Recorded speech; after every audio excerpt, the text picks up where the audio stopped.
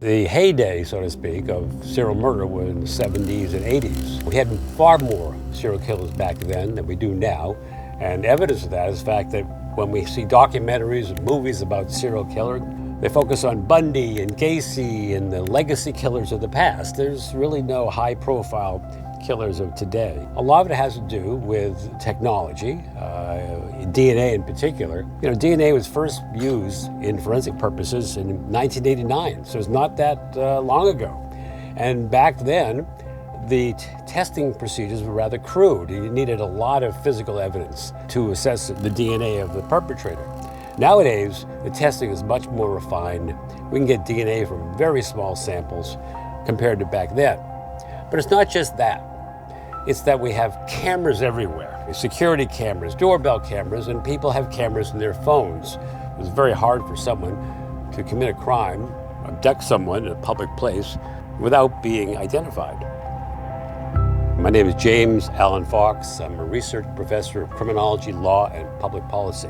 I've been to the university for 48 years. Serial killer is someone who kills their victims or chooses their victims over a period of weeks, months, or sometimes years. There's no consensus as to how many victims, but we consider it 4 or more people killed over time.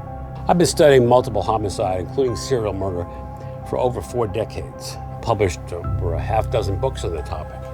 I worked on investigations. I've testified in cases. It's something I spent a good deal of time researching and teaching about. Very small percentage of homicides in this country are the work of serial killers, less than 1%. In the case of this possible New England serial killer, there's a certain amount of sleuthing going on. People are enjoying in a Facebook group discussing the clues and trying to figure out who the perpetrator is. And it's a certain enjoyment, actually, that they get out of it. Active serial killer might be on the loose in New England. The speculation grows. There are 3 different reasons why people are fascinated with serial murder. For some, they identify with the perpetrator. They get a certain excitement out of putting themselves in their shoes, at least psychologically. And then there's some who identify with the victims, and they want to know everything they can about serial murder to prevent themselves from being the next victim.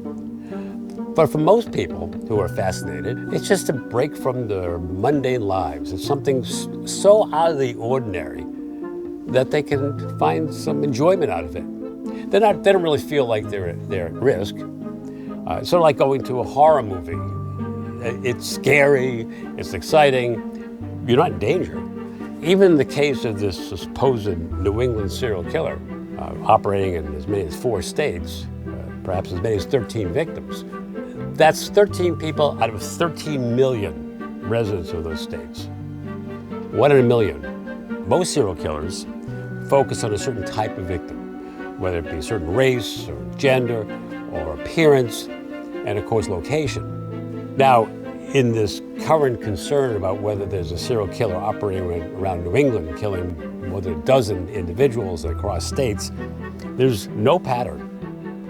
The only commonality to the victims is that they're all dead.